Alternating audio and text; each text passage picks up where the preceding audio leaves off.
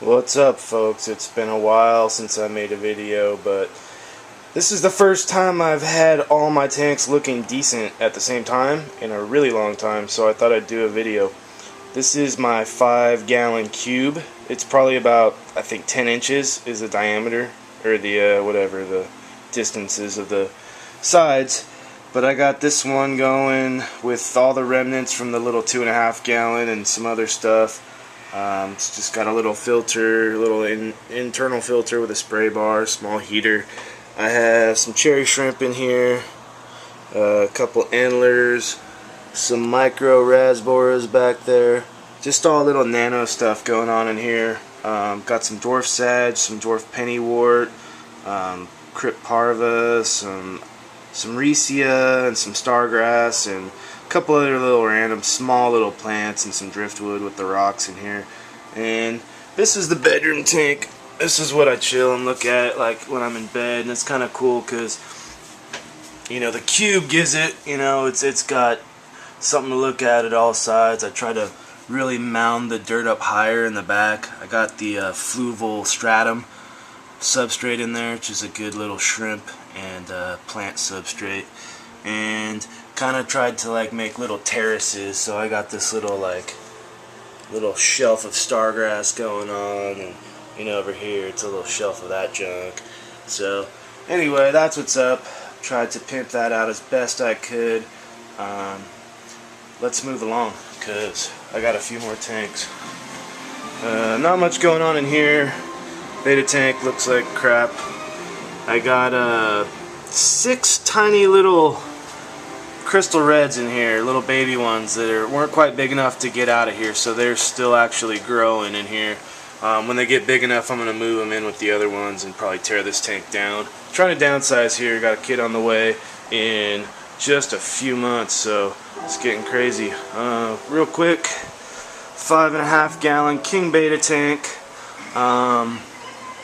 Did a little divider in this one. There's a video about it in one of my old videos, but there's actually, I put a plexiglass divider in here to separate the sand from the substrate in the back, which is this is Seachem fluorite. And got the king beta here, his name's Caesar, and I got one shrimp in here, and he's a wicked looking shrimp. I'll see if I can zoom in on him. He's kind of tough to see from here, but he's like a ghost shrimp on steroids, and he's got a bright red tail, a bright red horn, and his claws are kind of Freddy Krueger style, striped red and black. They're pretty sick. But he is definitely a little bit more than a ghost shrimp. I actually saw this guy when I threw some tetras in the other tank. He actually grabbed one and was eating it, and I had to free it. So anyway, he's pimpy. His name is Vimana, because I watch a lot of Ancient Aliens, and I named him after that shit. So anyway, got some little crypt, driftwood, just a little bit of odds and ends from different tanks as the plants in here. Nothing crazy, but it's just a cool little beta tank for this guy. Over here, got my 10 gallon, got this one set up. This is all crystal red shrimp. I have 6 adults in here. Currently 2 of them are pregnant, or I guess you would say buried, meaning they have little berries and eggs on the back. You can see there's some babies in here, and the first batch of the babies are actually getting pretty good sized. There was one just swimming around right here. Oh, there he is. So there's the one of the earlier babies compared to the parent right there. So the first round, there's probably about a dozen of those that size in here. You can see a few back there on the log. And they're all over in here. I think total I got about 20-25 shrimp in here of various sizes. And as soon as these other ones hatch and I move the 6 from the other tank, you know, I'll probably have at least, I'm hoping 50. By the end of the year, I'll have 50 shrimp going in here, and that'll kind of get my colony started. So anyway, the stargrass is kind of looking pretty good now in here finally. I pulled that little screen out and just kind of touched it up with some rocks. Still need to get a few more plants. I had planted some stuff here, but it died.